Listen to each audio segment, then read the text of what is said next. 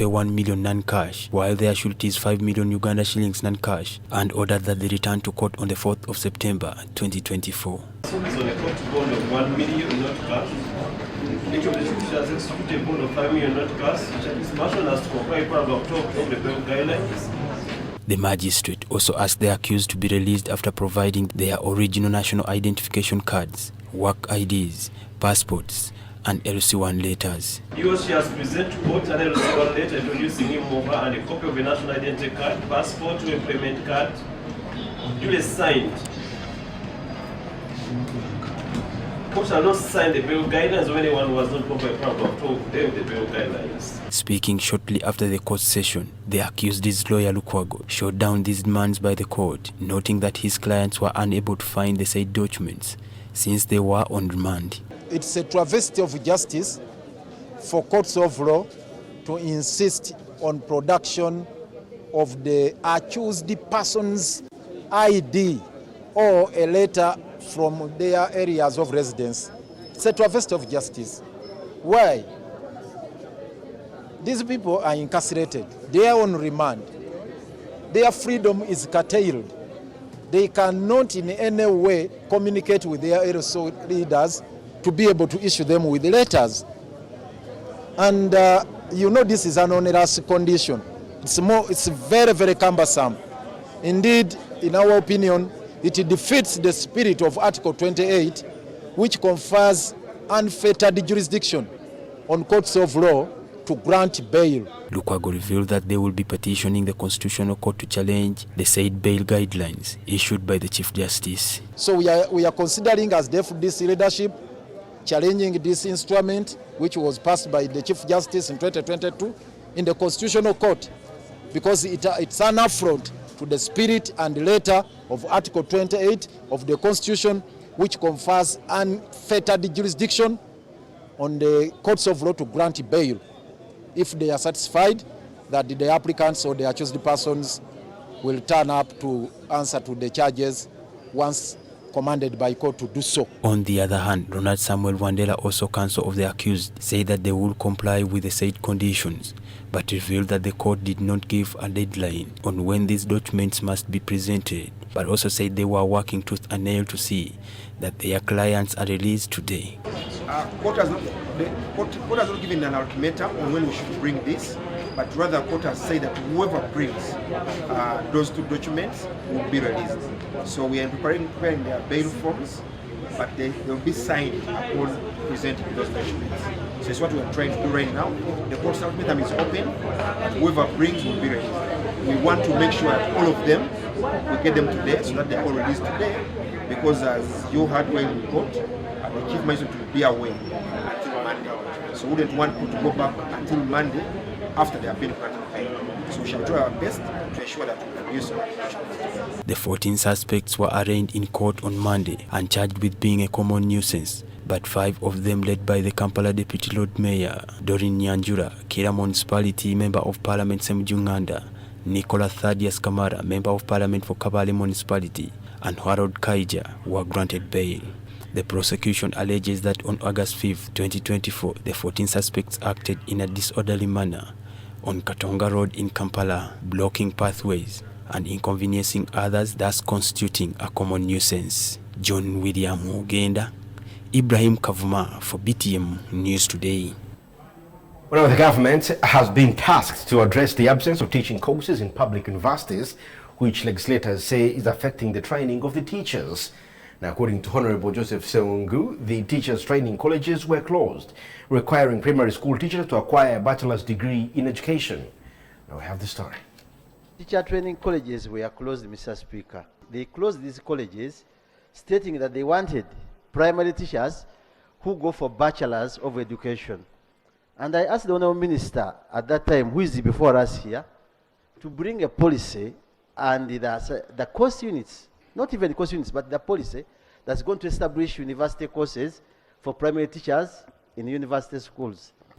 At least 23 primary teachers' colleges, PTCs, were closed in early 2022 indefinitely as the government officially phased out grade 3 and grade 5 teaching qualifications in favor of a bachelor's degree in education. There were 46 PTCs in Uganda, 23 of which were COA institutions that ran both pre- and in-service programs. The remaining 23 were non-COA institutions that only offer pre-service programs.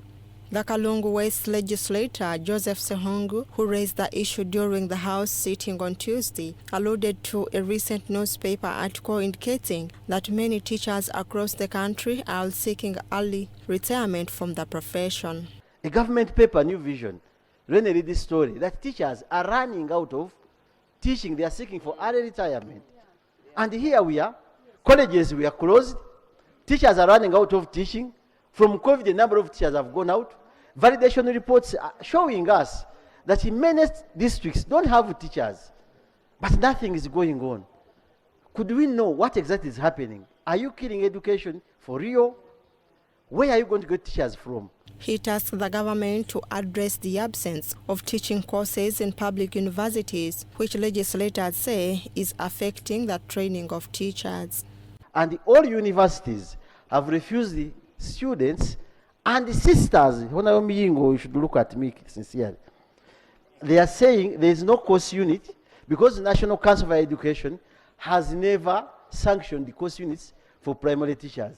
Honorable Gillard Nangoli, the Elgon North County MP, raised concern about the inconsistency in pay for head teachers of schools who previously served as science teachers.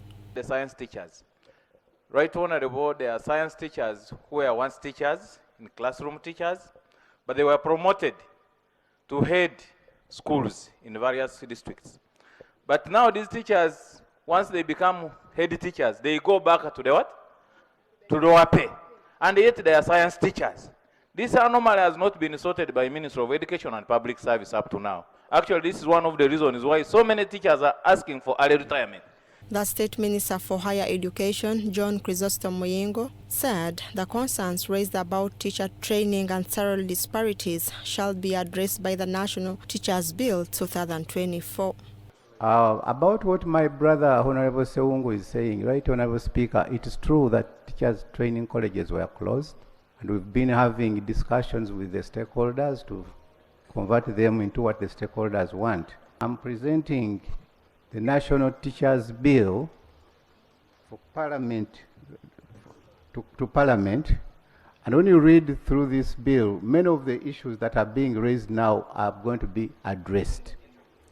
The Deputy Speaker, Thomas Taiwa, directed the Prime Minister to call a meeting with the Ministers of Education, Finance and Public Service to address the inconsistencies in payment of head teachers. Okay? So, right on, Prime Minister, why don't you call a meeting, Public Service, Finance, Education, and you are grown out to sort this? Government is going to handle, and we shall come back here and give you the details. The leader of opposition, Joel Senyonyi, called for an assessment of the policy on increasing salaries of only science teachers. We get to have an assessment of this policy. This policy was started to say, let's pay science teachers a lot more than the arts teachers, with whom they sit in the same staff room, with whom they teach the same man hours, and so on and so forth. It would be good to have an assessment. The new changes are part of the government's move to streamline, professionalize, and improve the quality of teacher education hatched in 2019 National Teacher Policy. The policy requires that all teachers from pre-primary school have a minimum qualification of a bachelor's degree. Josephine Mutesi Kim, BTM News Today. Let's move on. The Ministry of Internal Affairs is requesting for 6 billion shillings to renovate Uganda House in Kenya that was burnt by protesters in June this year. This was revealed by General Haji Abubakar Jijo Odongo, the State Minister for Internal Affairs, during the meeting with the Internal Affairs Committee in Parliament. Now, the 6th floor Uganda House was slated for reopening on Friday, on Friday, 28th June 2004, and was undergoing renovation and was only occupied by commercial tenants on the ground floor. Now, the newly refurbished Uganda House is a commercial building located in Kenyatta Avenue in the Nairobi Business District. We have more. And set ablaze late in the afternoon, about 5 p.m. when it was eventually extinguished. That is approximately for a period of about 5 hours when the fire was raging. Uganda House is a 6-floor building which had been undergoing renovation and was slated to be handed over to the Commission, the High Commission, on the 28th of June.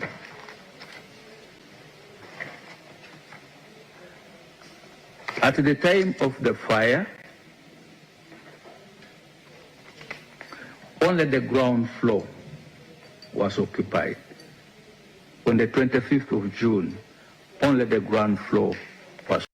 He touched on something I still find a little bit very difficult to believe. Prostitution in Iran. But in Iran, that not being, I will, after this session, go back to office, track down all this communication, and in the course, hopefully by tomorrow, I can be able to make a substantive statement on the status of those students in Iran. Who is the substantive ambassador of Uganda to Iran? And without an answer, let him commit that the minister will follow up and ensure that we normalize our diplomatic representation so that our nationals can be assisted. It is true, our substantive ambassador in Iran passed on. That is not the only station where we have that unique situation. We do have a similar situation in Kenya and 1 or 2 other stations. But what I can assure you is that this is a matter that we are discussing with the chief diplomat, who is none other than His Excellency, and we will be able to address it very soon indeed.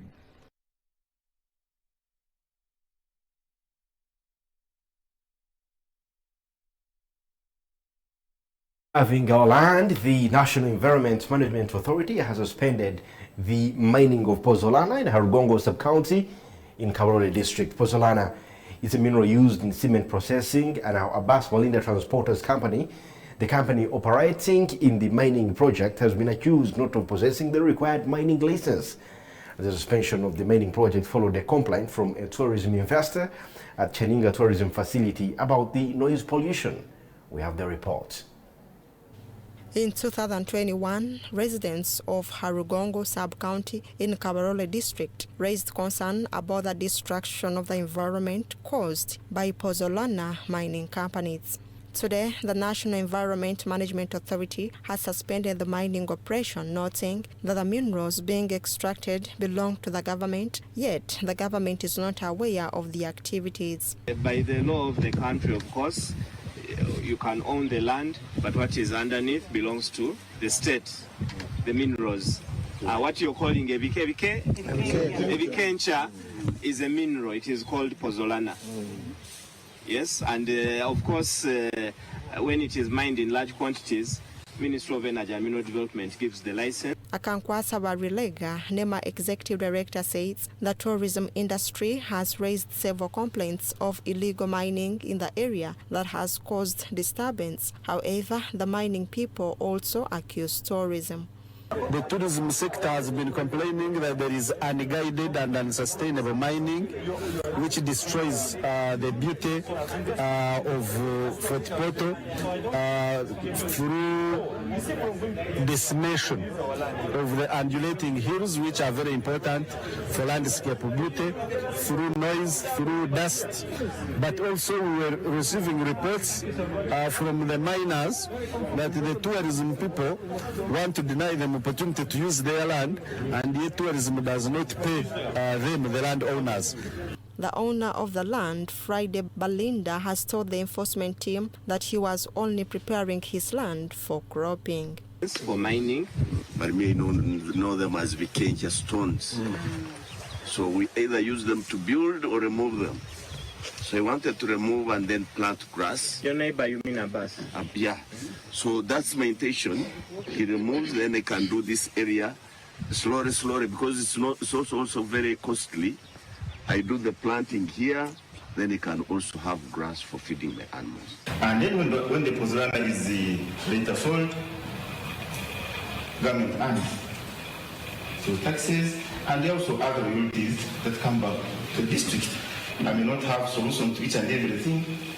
As we are here, we can forge a way forward as the main industry and as the tourism industry. The tourism investor who filed a complaint of noise pollution, Pascal Bagot, says they cannot handle the noise coming from the mining site.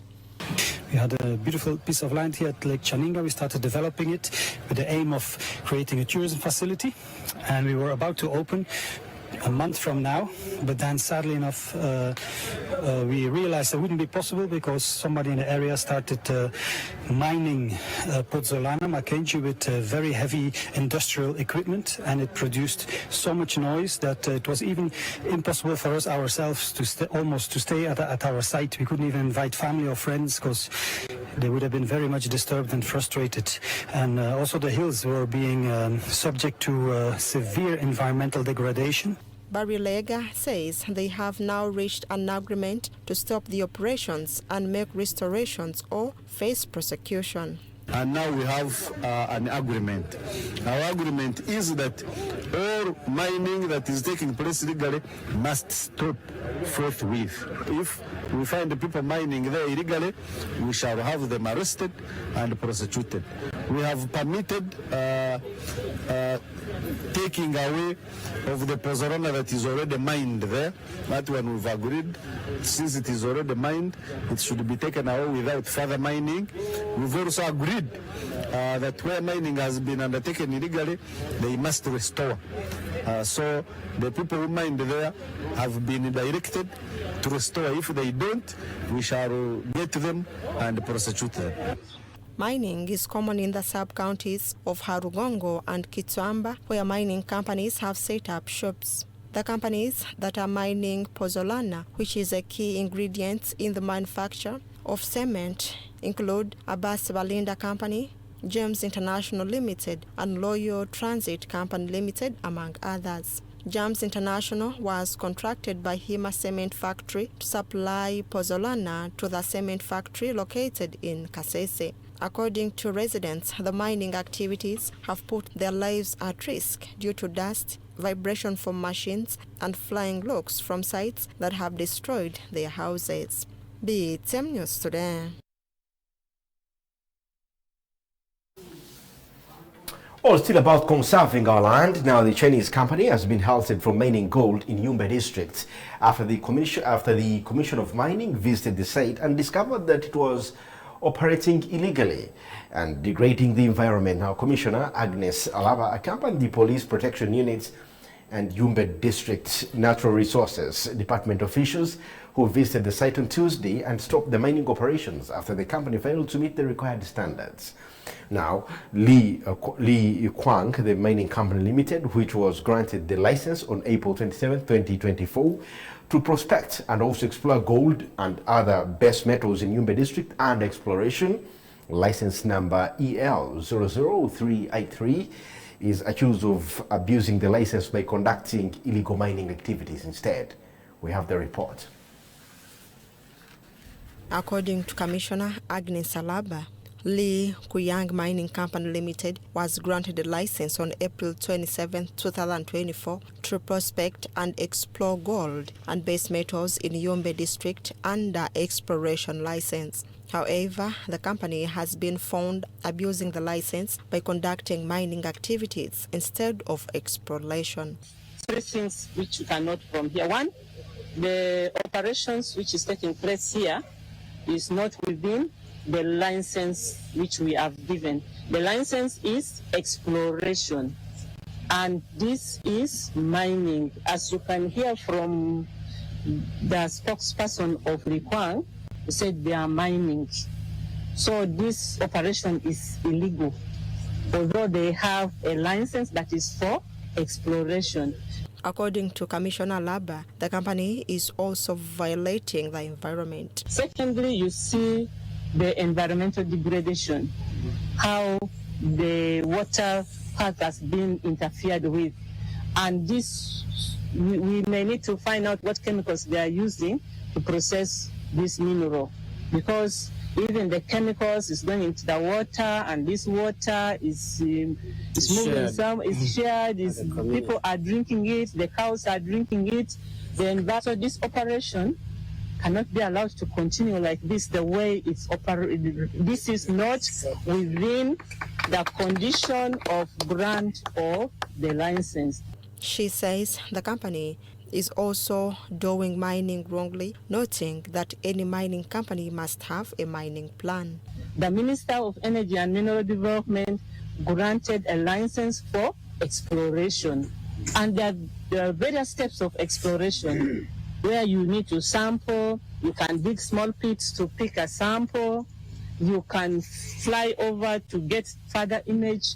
And even if it's to develop a mine, this is not how you would develop a mining operation. You need to have a mining plan. So I need to see whether it has a mining plan.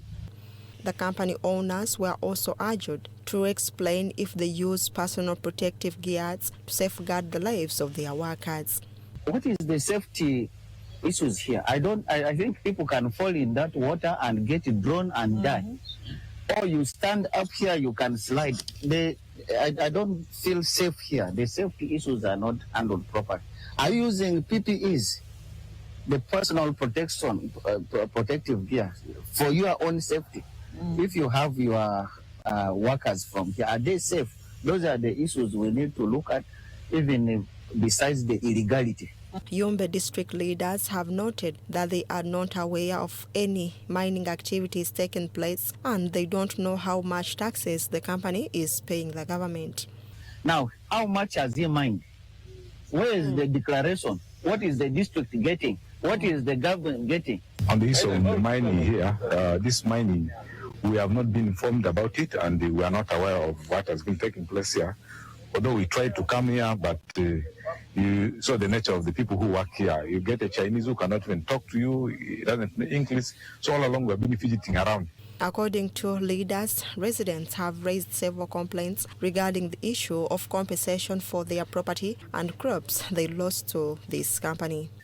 On the issue of compensation, yes, these women have been complaining, and we also tried to raise the flag, and that their crops have been destroyed, and we felt that as the local government, they need to be compensated, and that's why we brought them in front of the commissioner until their issue was taken up. BTM News Today.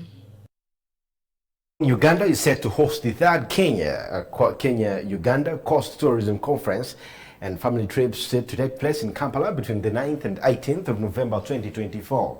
Now, the theme, Uganda-Kenya Coast Tourism Partnerships, aims at promoting the job creation, inclusiveness, and sustainability. The event is also meant to strengthen synergies between the key tourism players from Uganda, Kenya, and also the coastal region. Let's have a look at this.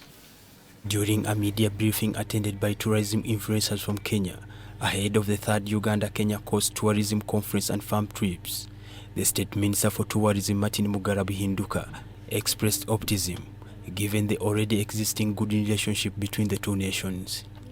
And of course we are all one, really. Uganda, Kenya, Tanzania, we are just one group of people.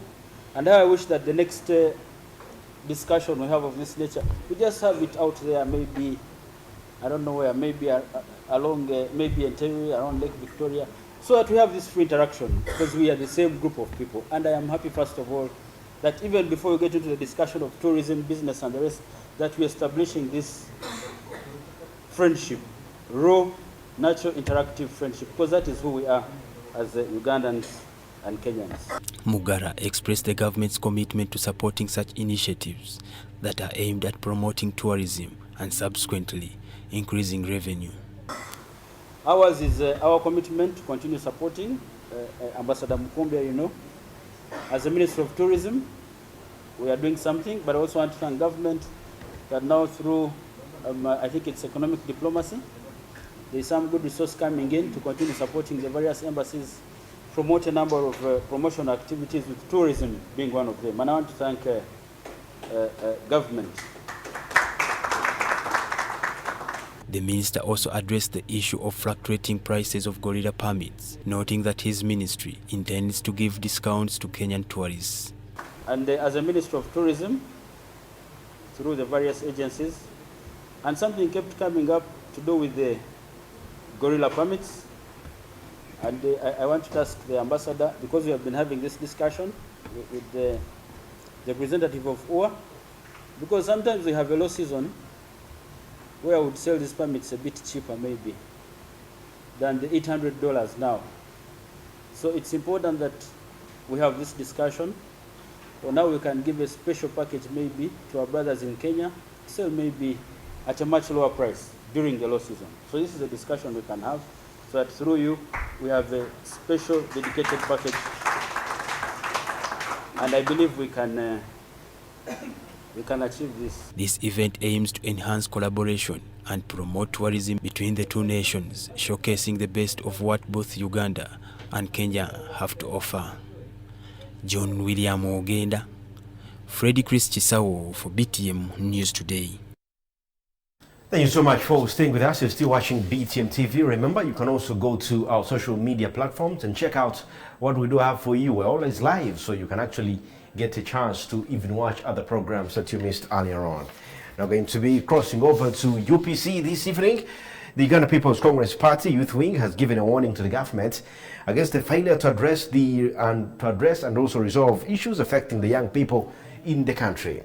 Now, the party's national youth leader, Dan Isimbwa, cautions that the government's continued neglect of the young people's concerns will further provoke the youth into asserting their voice through actions like protests and also activism. He said this while addressing the press at the party headquarters ahead of the International Youth Day scheduled to take place in Soroti on 12 August 2004. Uganda will on Monday 12th of August 2024 join the rest of the world to celebrate International Youth Day in Soroti district in the Teso sub-region. With this day first celebrated in 2000, over 20 years down the road, Uganda continues to grapple with challenges facing the youth. According to the Uganda People's Congress Party National Youth Leader Dan Isimbwa, youth challenges like unemployment are greatly to blame on unfavorable education system that is more theoretical and deviates from the demands of the global job market. Our education system as a country lacks adequate resources at all levels. Let me say pre-primary, primary, secondary, and also university levels. Thus, responsible for the half-baked products produced in Uganda. The schools are struggling to have the necessary inputs. Teaching staff is wanting, and its retention is increasingly becoming difficult. He contends that nurturing children is a significant undertaking that all stakeholders must prioritize for socio-economic transformation of the country. The future of our young people lies in a quality education coupled with science and technology that offers necessary skills, knowledge, and provide equitable opportunities for them to succeed in life. If we are to compete on the national globe market, the new education curriculum, which is under implementation and expected to offer our pupils and students more scientific and practical skills towards real innovation, is almost suffering a still back and pointing at a reversal to the previously used system. Nsimbwa says besides education, the government should incentivize sports to create jobs in order to lift the unemployment burden among the youth. Not only became a lucrative career, but also it raises the country's flag high across the globe, as well as helping to absorb our youth who are suffering from both unemployment and underemployment, which should be a priority. UPC calls upon government to invest in sports and build modern infrastructure, right from the district, regional to the national level. This will help in identifying and building talents from the grassroots. It is against this backdrop that the UPC youth leader has cautioned that the government's continued neglect of the young people's concerns has bred protests and youth activism.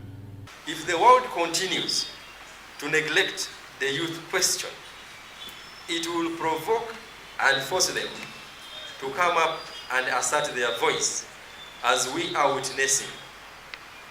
Our immediate neighbor, Kenya, has and continued to express the demonstrations, which forced President William Ruto to withdraw the Finance Bill 2024, and also the subsequent firing of his entire cabinet, and opting for a national dialogue. The recent census report by Wobos indicate that Uganda is a young country with 50.5% of its population children between 0 to 17 years.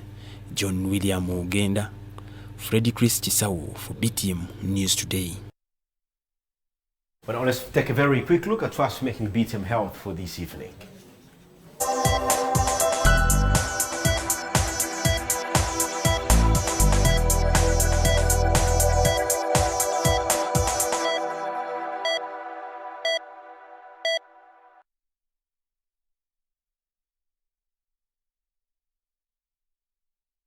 Today's BTM Health, we're going to be taking a look at some of the reasons why you are sweating at night. Let's have a look at this.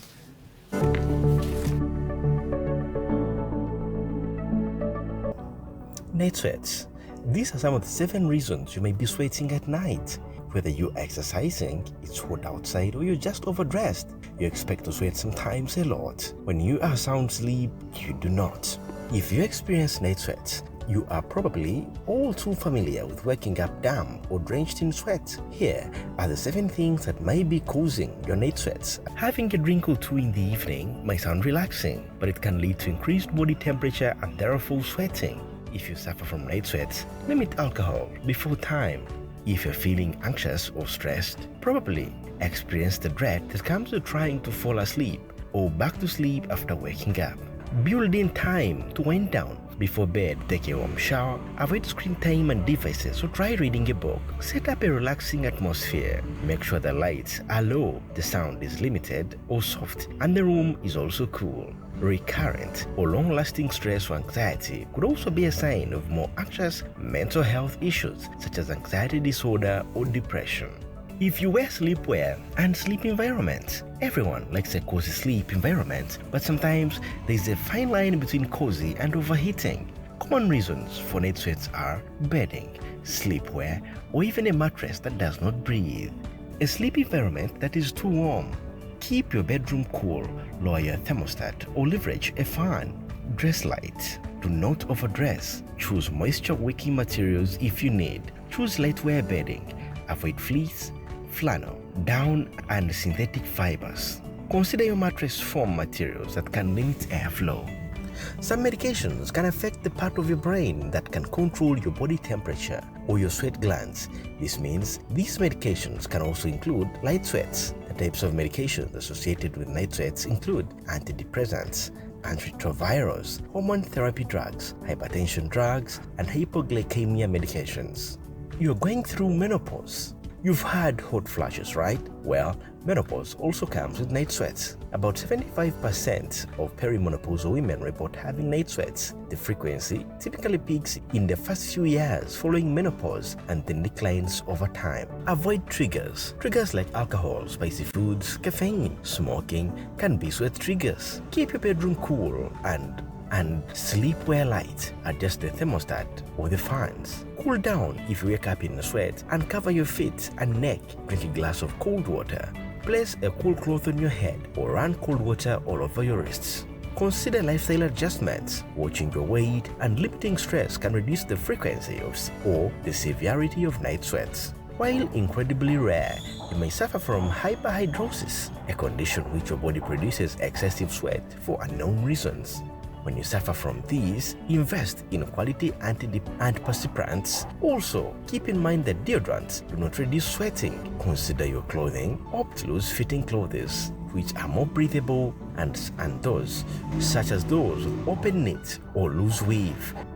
BTM Health for BTM News Today.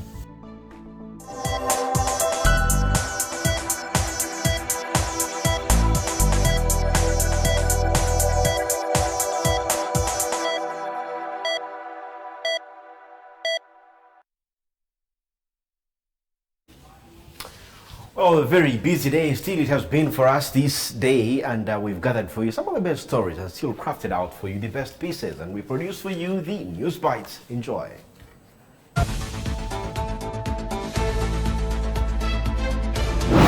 It's a travesty of justice for courts of law to insist on production of the accused person's ID or a letter from their areas of residence.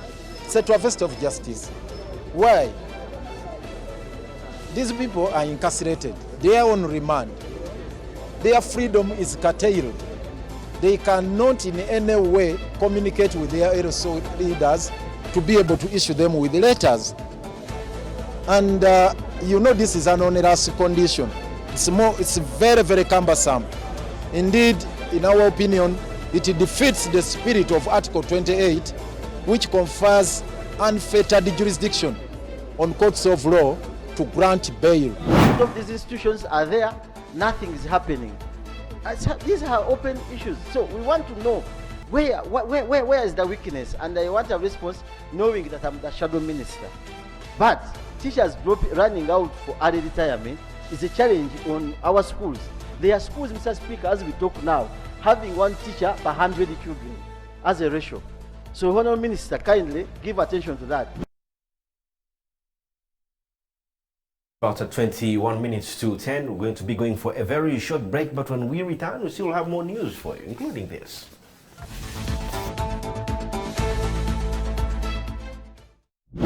Still to come, the Ntoroko floods have spread to more villages and cut off additional roads. Local leaders have appealed to the office of the Prime Minister to intervene. This sub-county is cut off. This bridge here connects Bweramura sub-county. All the vehicles that come from Lekalu but going to Bundibuje market carrying fish are now blocked. And also 13 people have so far been killed by the deadly landslides in southern Ethiopia.